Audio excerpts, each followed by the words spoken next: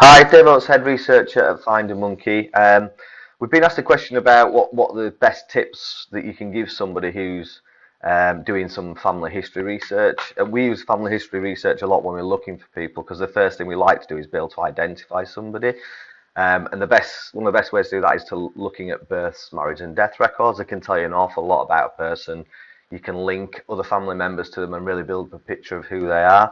So with that in mind, probably one of the best tips I can give you is when you're looking at birth, marriage, and death, it's how you link those records together. So let's say if you know you're looking for somebody, you've got a name and an approximate age. Try and find that birth record in births, marriage, and death records, which you can access through a number of websites. Some are paid for, some are free. So there's free births, marriages, and deaths, but there's also Find My Past, Ancestry, and some other websites where you can pay a subscription to get access their records. They tend to be easier to use than paid for websites, but look for a birth record in the name that you're hoping to find. You've hopefully got an approximate age and a location is good, and then find that birth record. Now the indexes will tell you basic information, so it'll give you usually a first name, a middle name or a middle initial if it's prior to sort of 1969, I think it is, and then a last name, a place of birth, so it'd be the town where the birth was registered, which would be the place where the person was born. And it will also tell you the mother's maiden surname. Certainly since 1911, that's always been included on the indexes. They've started retrospectively adding those, so you can find it more historically now as well. Now the mother's maiden name is really helpful because that then enables you to look at to see if there's any other siblings. So if you cross-reference, look for births in the last name of the person that you're looking for, cross-reference that with the mother's maiden surname, you can usually find other birth records which may well relate to the same family.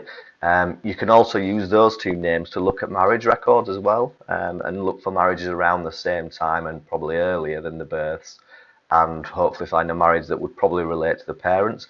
That all tells you quite a lot of information without having to obtain any documents. You can go then one step further and obtain copy documents.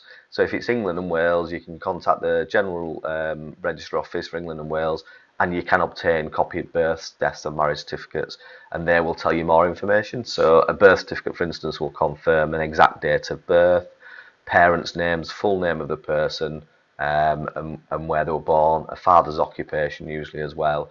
If it's after 1969, it will give the place of birth for the parents as well, which can also be really helpful information when trying to put things together. Marriage records are also really helpful. So if you know the person you're looking for got married at a specific time, but you don't know much more about that person, obtain a copy of that marriage record, and it will tell you how old they were at the time of the marriage, not the date of birth, but in years how old they were on a specific date, and usually also confirm the father's name, and that is usually enough then to look at birth records and confirm an accurate birth certificate for the correct person, and really then start to build up more of a picture. That information is useful when you're coming forward to try and trace a person to a current whereabouts, but it's also really helpful if you're putting family trees together and things like that and starting to work backwards. And if you are doing that, then working backwards, you can also begin to look at census records. So the latest census available is 1911, and you can look at that and start to compare the names of families at an address with the other records that you've found.